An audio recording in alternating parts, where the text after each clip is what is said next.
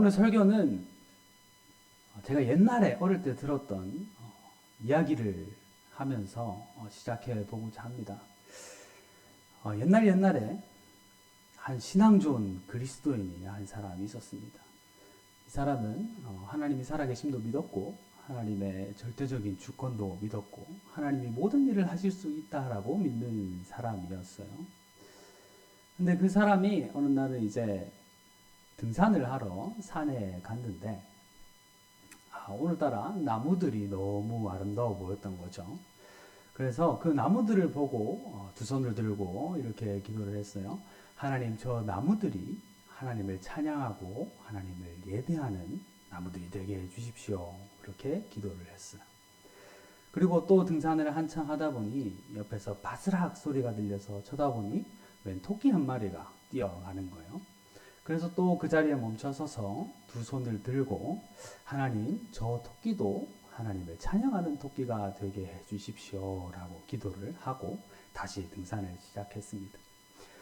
그런데 등산을 한창 하다 보니 이 사람이 길을 잘못 들었는지 왜 사람들이 많이 다니지 않는 길로 접어들게 된 거예요. 근데 옆에서 바스락 하는 소리가 들려서 옆을 쳐다보니 뭐가 있었냐면 굶주린 곰 한 마리가 있었던 겁니다. 그래서 굶주린 곰이 군침을 흘리면서 입맛을 다시면서 그 사람을 잡아먹으려고 뛰어오자 그 사람이 전과 같이 두 손을 들고 하나님께 기도를 한 거죠. 하나님, 저 곰이 하나님을 찬양하고 하나님께 감사할 줄 아는 곰이 되게 해주십시오 라고 기도를 했어요. 그리고 눈을 딱 떴는데 곰이 사람의 눈앞에서 두 손을 번쩍 들고 있었던 거죠. 그러고 그 곰이 이렇게 말하는 겁니다. 하나님, 일용할 양식을 주셔서 감사합니다. 그러고 곰이 맛있게 식사를 했다라는 이야기가 있었습니다. 여러분, 이 그리스도인이 왜 죽었을까요? 뭐가 부족했을까요? 뭘 잘못했을까요? 되게 단순하고 사실 사실이라고 생각하기는 어려운 이야기인데 여기 우리가 한번 생각해 볼 만한 굉장한 진리가 저는 숨어 있다라고 생각을 합니다. 그 그리스도인은 곰을 봤을 때 기도를 했어야 됐을까요? 아니면 도망을 갔어야 됐을까요? 네. 그 정답을 우리가 설교 끝에서 한번 발견해 보는 걸로 하도록 하겠습니다. 오늘 본문을 보면 이 바로 애굽의 왕이었던 바로의 꿈자리가 굉장히 뒤숭숭했어요. 네. 창세기 41장 8절을 보면 바로가 아침에 바로의 마음이 번민하여라고 이렇게 기록이 되어 있어요. 이 단어, 이 번민하다라는 이 단어의 어근은 마치 이 모루를 망치로 두드리는 것 같은 이 충격을 받았다라는 뜻이에요. 굉장히 심한 충격을 받았다라는 뜻인 거죠. 바로는 뒤숭숭한 꿈자리 때문에 망치로 모루를 내리치는 그 강한 충격을 받았다라고 성경은 기록하고 있습니다. 그런데 오늘 본문을 자세히 살펴보면 이 바로가 충격을 받은 이유는 오늘날의 현대인들이 생각하는 이 꿈 때문에라는 것과는 조금 다르다라는 것을 알 수 있어요. 고대 애굽을 지탱하던 가장 강력한 이 사상적 기둥은 바로 마하트라는 사상이었어요. 이 개념이었어요. 마하트라는 게 뭐냐면 애굽인들이 우주를 이해하는 방식이었는데 마하트는 우주의 절대적인 질서, 우주의 조화라는 것을 뜻했습니다. 이 마하트 예시를 들면 태양이 매일 뜨고 지는 것, 또 애굽으로 치면 나일강이 때가 되면 범람해서 자기들이 농사를 짓고 풍족하게 살 수 있는 것, 이런 것들이 생명을 공급을 받고 이런 것들이 마하트가 유지되고 있다. 우주적인 질서가 잘 유지되고 있다는 증거였습니다.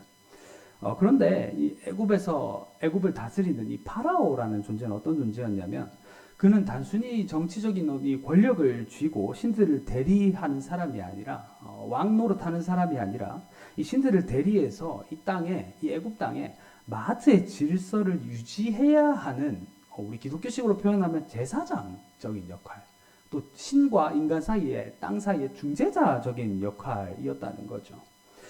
바로가 이 일을 실패하게 되면 애굽에는 이 마하트가 깨지게 되고, 마하트가 깨지면 이 마하트의 반대의 개념인 이스페트, 이 혼돈과 파괴가 온다라고 이 애굽 사람들은 믿었어요. 이러한 배경 속에서 바로가 꾼 꿈을 다시 한번 보기를 원하는데요. 생명의 젖줄이라고 여겨졌던 이 나일강에서 흉악하고 파리한 소가 올라와서 풍요를 상징하는 살찐 소들을 막 잡아 먹어버렸습니다. 풍요가 파괴되고 기근이 생명을 삼키는 이 환상은 단순한 악몽이 아니었다라는 것이죠. 이는 곧 파라오인 이 바로가 지켜내야 할 이 마하트가 질서가 무너지고 있다. 내가 다스리는 제국에 이스페트, 이 혼돈이 파괴가 닥칠 것이다 라는 이 끔찍한 꿈이었던 것이죠. 근데 이 꿈은 꿈으로 끝나는 것이 아니라 정치적인 위기와 연결이 되는 거였습니다. 왕이 마하트를 제대로 지키지 못하면 그 왕조 자체가 위협을 받게 되는 결과를 초래했기 때문이죠. 이 정치적인 위기에 직면한 이 바로는 꿈을 꾸고 아침에 일어나자마자 애굽의 모든 마술사와 지혜자들을 소집했습니다. 애굽은 당대 최고의 이 과학과 지식을 자랑하는 제국이었습니다.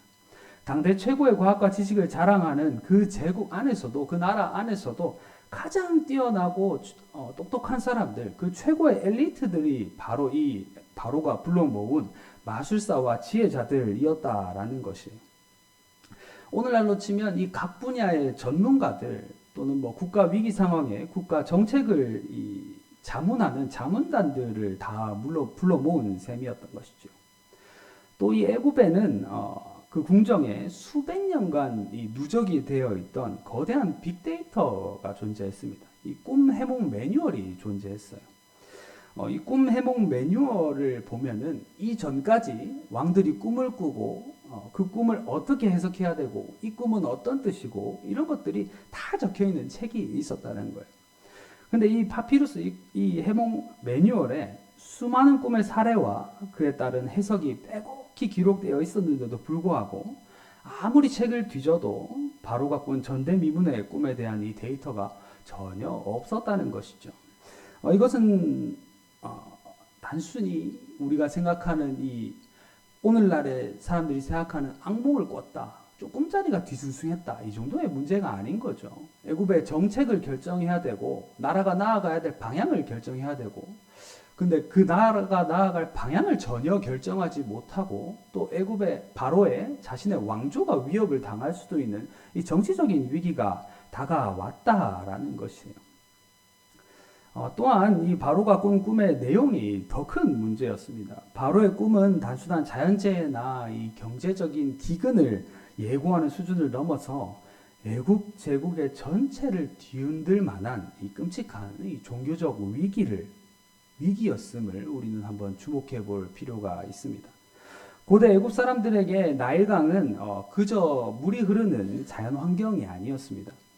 그들은 매년 때를 맞춰서 이 범람하여 생명을 공급하는 이 나일강을 하피라고 부르면서 이 신으로 숭배를 했어요. 나일강은 그들에게 생명의 원천이자 구원자였습니다. 또한 꿈에 등장한 이 살찐 암소는 무엇입니까? 애굽에서 암소는 이 생식과 다산 또 풍요를 상징하는 여신의 상징이었어요. 즉 나일강과 살찐 암소는 애굽인들이 가장 굳게 믿고 의지하였던 국가적 신앙의 대상이고 절대적인 우상들이었다라는 겁니다. 그런데 그 바로의 꿈에서 참혹한 반전이 일어납니다. 본문 3절을 보십시오. 흉악하고 파리한 소들이 메마른 사막이나 광야가 아니라 애굽의 생명의 젖줄이자 신으로 숭배하던 바로 그 나일 강에서 기어 올라옵니다. 애굽인들이 절대적인 안전을 제공해 줄 것이라 믿었던 그 나일강의 신, 그 신의 뱃속에서 저주와 기근이 기어 올라왔다라는 것이에요. 그리고 그 기근이 풍요의 여신을 상징하는 이 살찐 소들을 무참하게 잡아 먹어버렸는데도 불구하고 티가 하나도 안 날 정도로 이 파리한 소들이 있었다라는 것이죠.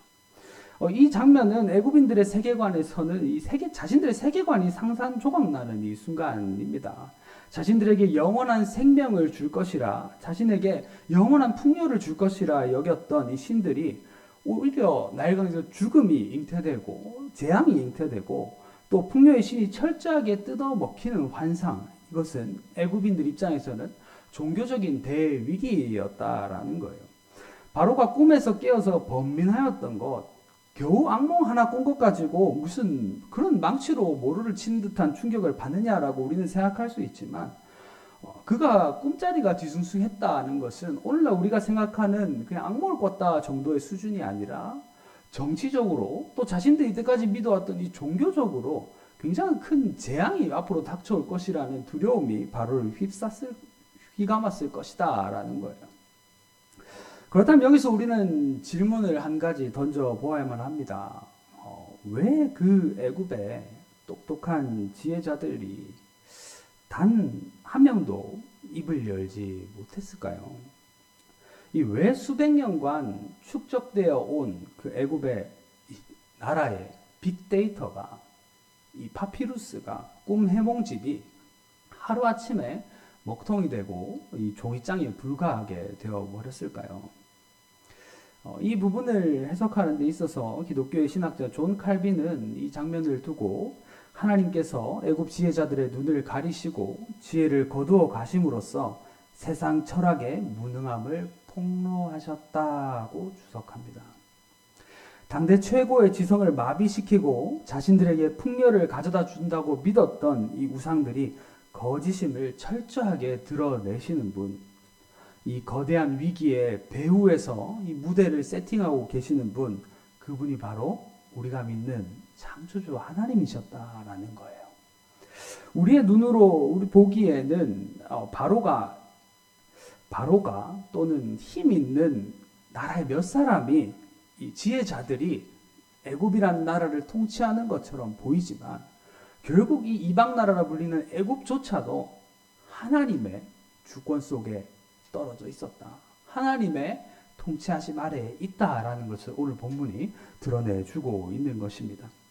세상의 모든 지혜가 철저히 침묵할 때 마침내 감옥에 있던 히브리 노예 요셉이 왕의 앞으로 나옵니다. 그리고 왕의 꿈 이야기를 듣고는 이렇게 말합니다. 창세기 41장 25절 말씀을 함께 보면, 요셉이 바로에게 아뢰되 바로의 꿈은 하나라. 하나님이 그가 하실 일을 바로에게 보이심이니이다. 여기서 요셉이 사용한 하나님이라는 이 단어에 우리는 주목해 볼 필요가 있습니다. 구약 성경에서 하나님을 부르는 대표적인 호칭이 딱 두 가지 존재하고 있습니다. 하나는 이스라엘 백성과 언약을 맺으실 때 사용한 친밀한 이름인 여호와라는 이름이에요. 그 외에 또 다른 하나는 온 우주 만물을 창조하시고 통치하시는 전능하신 절대자의 이름인 엘로힘이라는 이름입니다. 그런데 요셉은 지금 바로의 앞에서 의도적으로 여호와가 아니라 엘로힘이라는 단어를 사용하고 있습니다. 이것은 다양한 신을 섬기고 애굽의 왕이 신의 아들이라고 말하는 다신교 국가에서 오직 하나님만이 온 우주를 통치하시는 절대자임을, 유일한 신임을 사실은 선언한 것입니다. 더 나아가 요셉은 창세기 41장 32절에서 이렇게 말합니다. 바로께서 꿈을 2번 겹쳐 꾸신 것은 하나님이 이 일을 정하셨음이라. 하나님이 속히 행하시리니. 아멘. 여기서 정해졌다라는 단어에 우리는 또 주목할 필요가 있습니다. 이 정해졌다라는 단어는 굳게 세워졌다, 절대 변경될 수 없다, 반드시 그대로 되어진다라는 의미를 담고 있습니다. 지금 요셉의 이야기를 듣는 바로는 태양신의 아들로 불리는 애굽의 신적인 존재였습니다. 또 애굽에는 풍요를 관장하는 여러 신들이 존재했습니다. 바로의 꿈에 나온 나일강이 그러했고, 바로의 꿈에 나온 암소가 그들의 풍요를 담당하는 신이었습니다. 그런데 요셉은 바로 앞에서 선언하고 있는 것입니다. 하나님이 정하시면 그것은 반드시 일어납니다. 하나님이 뜻하시면 그 일은 속히 이루어지게 되어 있습니다.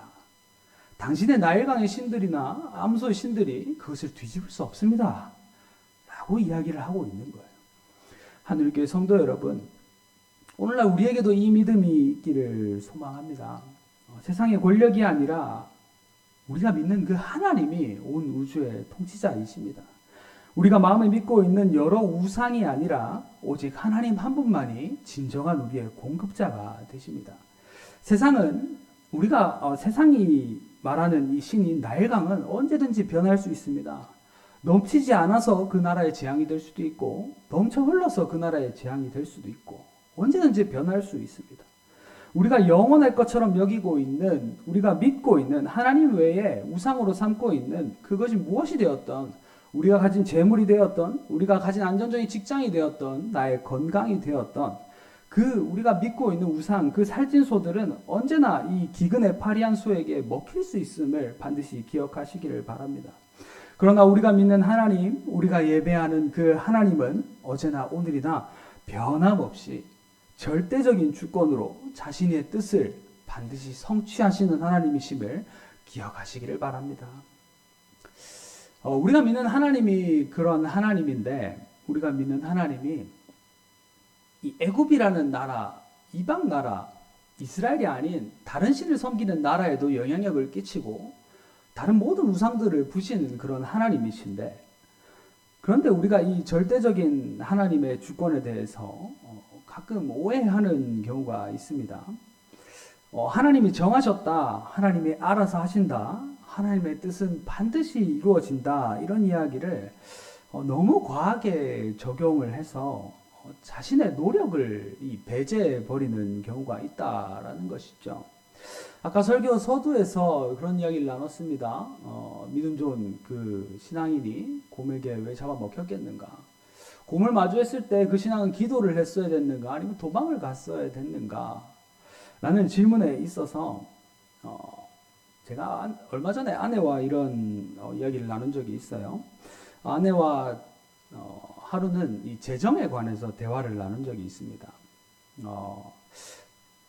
지금 내가 가지고 있는 돈과 또 제가 교회에서 받고 있는 이 사례비와 지금 우리 집에서 사용하고 있는 지출, 또 아기가 태어나서 이 지출이 더 많아졌죠. 그 지출을 이렇게 비교해 봤을 때, 우리가 조금 더 절약해야 될 필요가 있겠다라는 생각이 들었어요.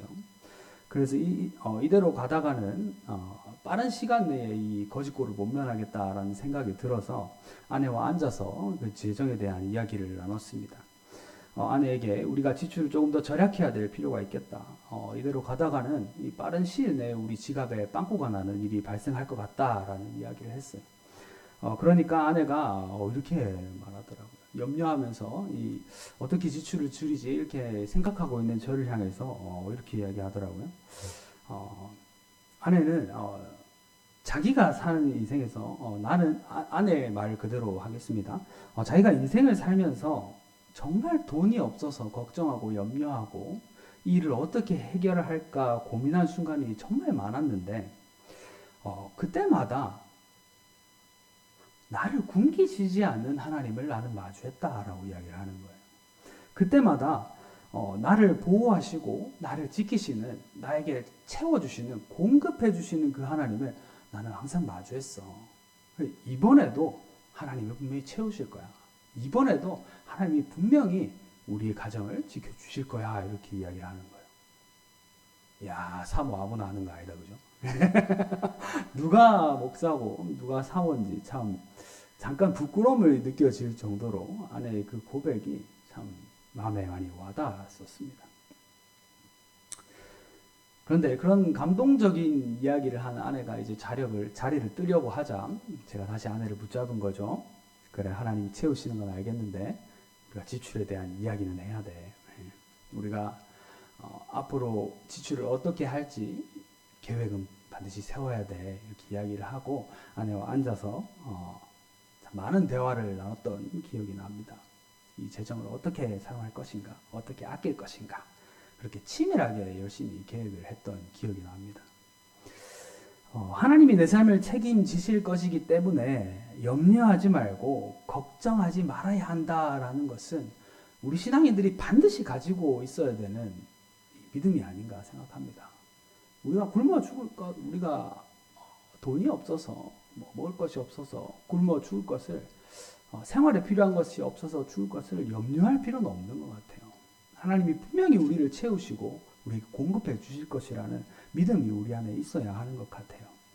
그런데 이 말이 하나님이 우리에게 공급하시고 채우신다라는 말이 우리가 아무런 노력도 하지 않아도 된다라는 말은 아니다라는 점을 우리가 반드시 기억을 해야 됩니다.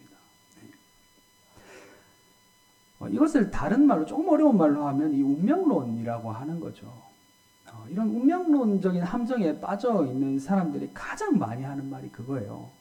하나님이 어련히 알아서 준비하실 텐데, 하나님이 알아서 책임지실 텐데 뭘 그렇게 하느냐라고 이야기를 하는 거죠. 여러분, 그것이 올바른 신앙일까요?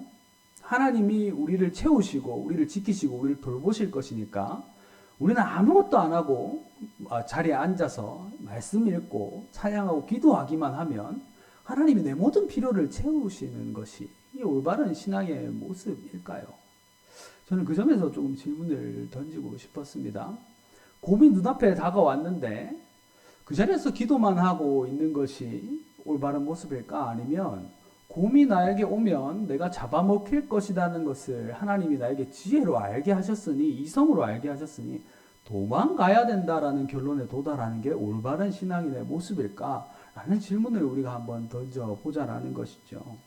오늘 본문의 주인공 요셉의 모습을 살펴보시면 요셉은 정확히 하나님이 바로에게 주신 이 꿈의 뜻을 정확하게 해석해냈습니다. 하나님께서 절대적인 주권으로 자신의 일을 이루시고 성취하실 것을 그는 의심하지 않았어요. 꿈에 대해서 해몽하는데도 이 일이 일어날까? 이 일이 안 일어날까? 이런 염려하는 모습 없이 하나님이 2번이나 당신에게 보이셨으니 이 일이 반드시 속히 일어날 겁니다 라고 하나님의 절대적인 주권을 요셉은 확실히 믿었다라는 거예요.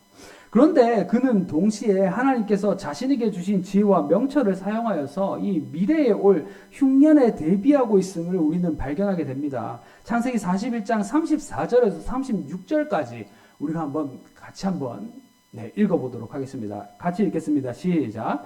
바로께서는 또 이같이 행하사 나라 안에 감독관들을 두어 그 7해 풍년에 애굽 땅의 5분의 1을 거두되 그들로 장차올 풍년의 모든 곡물을 거두고 그 곡물을 바로의 손에 돌려 양식을 위하여 쌓아두게 하소서.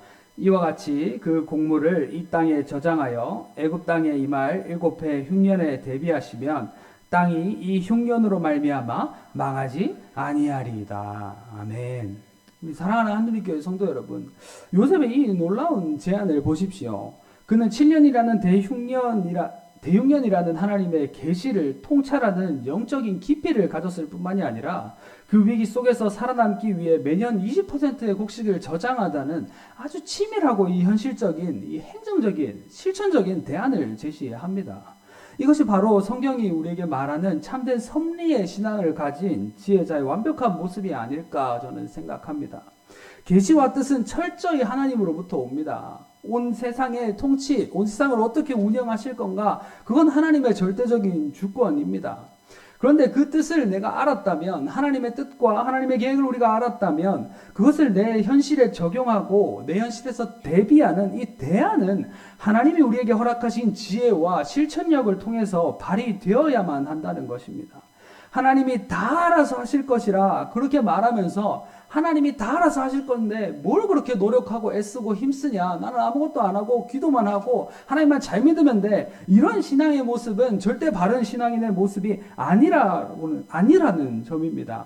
하나님이 다 알아서 하실 것이라며 손 놓고 기다리는 것이 아니라 위기로부터 나와 내 가족 그리고 이웃을 살려내기 위해서 자신의 모든 지성과 자신의 모든 역량을 총동원하는 것, 이것이 하나님이 우리에게 지혜를 주시고 이성을 주신 이유이지 않겠습니까? 하나님이 우리에게 요구하시는 모습이지 않겠습니까? 기도를 하지 않는 것도 문제지만 기도만 하고 내 삶의 자리에서 아무런 치열한 고민과 행동을 하지 않는 것 또한 영적인 직무유기라고 저는 주장하고 싶습니다. 사랑하는 하늘교회 성도 여러분, 이제는 신앙이라는 이름으로 교묘하게 표장된 이 운명론의 함정에서 빠져나오시기를 바랍니다.